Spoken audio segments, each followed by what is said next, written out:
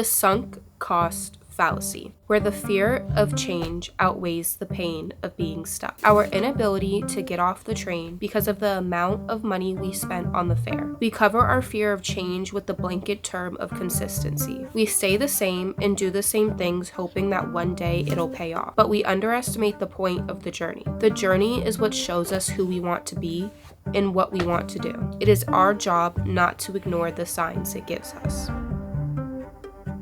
For the last year, I've been having this reoccurring feeling of being stuck. As someone who tends to thrive off of change, I've really been struggling with staying in the same place. But being stuck for me is more of a mental than a physical thing.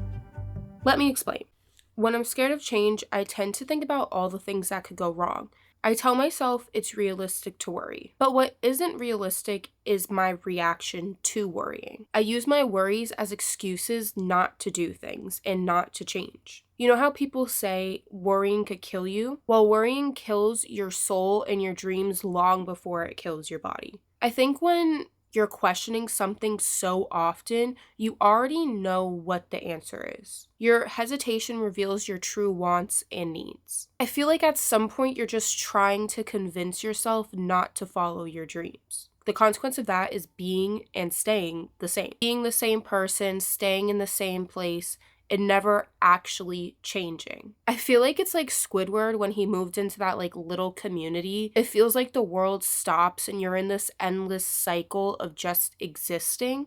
What's crazy is his life in the community wasn't very different from his life outside of the community. He was still pretty much doing the same routine or the same things. I think the big difference is the things that he was doing constantly were fueling his soul. The things that challenged him and had him change a little every single day. When you force yourself to live a purposeless life and do the things that don't bring you joy or any type of change, you tend to feel stuck even if you're physically not stuck. You spend so much time finding a community that you're afraid that change will cause you to leave people behind. But that belief comes with believing that the people around you only like one version of you. Doing this is disrespectful to yourself, your loved one, and the relationship that you guys have together. This belief only becomes true if the relationship is a one-sided relationship. No one who truly loves and cares for you will only like the dormant version of you, the version of you that never truly blossomed. Human connections are supposed to be like fertilizer and water. We all start off as seeds, and yes, we could grow on our own, and we probably change the most when we're by ourselves. But when we truly flourish and bloom is when we have the help of fertilizer and water, the community that we surround ourselves with. If we choose our community right, they'll do these things and help us grow and flourish. Humans are beyond complex, and you could see that in our relationships with each other. Don't simplify these relationships by thinking that if you change and grow, that will mean that you have to leave people behind. You may leave for a while, but a while will not be forever. And just know, if a while does become forever, then that relationship wasn't meant to be forever. We grow, we change, and relationships come and go. Try not to let fear prevent you from going through these natural phases of life. You take yourself way too seriously. If you try something and fail, then you're just another person on the list of people who failed trying something. It's really not that big of a deal. But let's say you succeed. You take the leap of faith, you change, and you succeed. Then you become the person you see in your dreams. You become the person that the younger version of you thinks is so cool. Oh, hello.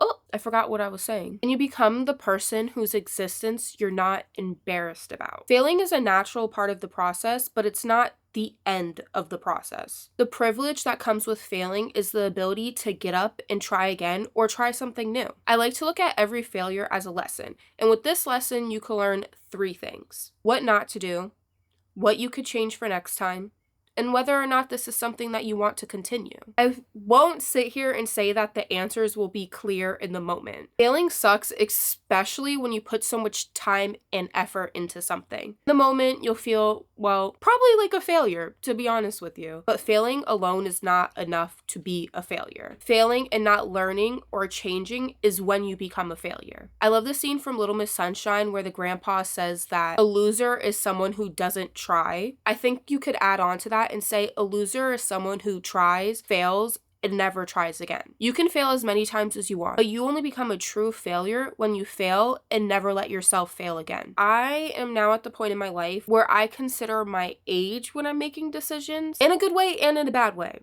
I'm gonna go further into this. It seems like my voice cracked, my bad. It seems like towards the end of your early 20s and the beginning of your mid 20s is a very determining point. Let me explain. It's where many are left with the question of, should I do this or am I too old? It's crazy to think because nobody in their 20s is old. I mean, like, you haven't even lived half your life. Even sometimes I think I'm old and I'm 23. But this point in your life, you are definitely finally met with the concept of aging. You feel this especially when people you went to high school with do adult things, like get married, have kids, and buy homes.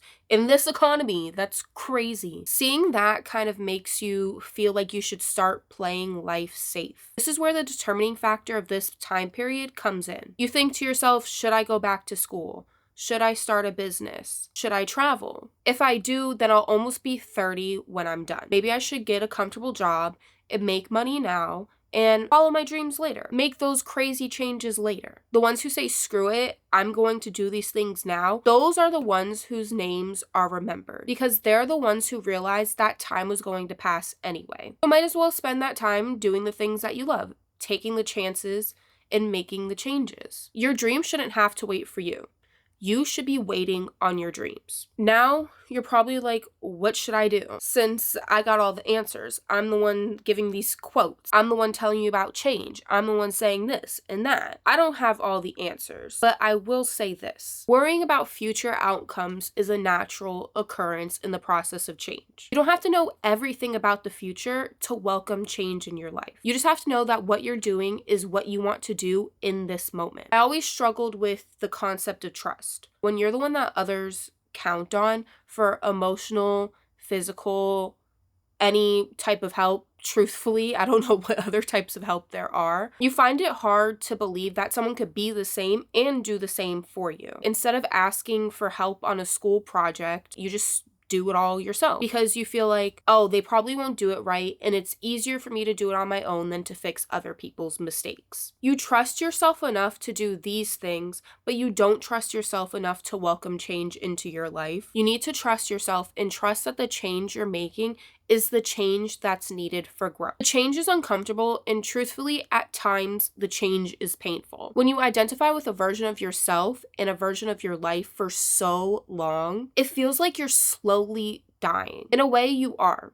You're slowly killing that old version of yourself, which at times you could argue that's cruel. But change involves an intimate relationship with your deepest and darkest fears. So it's natural to want to resist it, but trusting yourself and acknowledging the strength that it took to get to this place means that you're welcoming change in your life. You are more ready for change than you think. I know it, and hopefully after watching this video, you know it too. You just have to trust yourself. Big little words, I know, but trusting yourself is the first step for change. Failing and getting up is the second, and succeeding and inviting more change is the third. I hope you guys enjoyed this video, and I hope that my sick voice wasn't painfully hard to listen to. Anyways, I'll see you guys next video. Bye, my lovelies.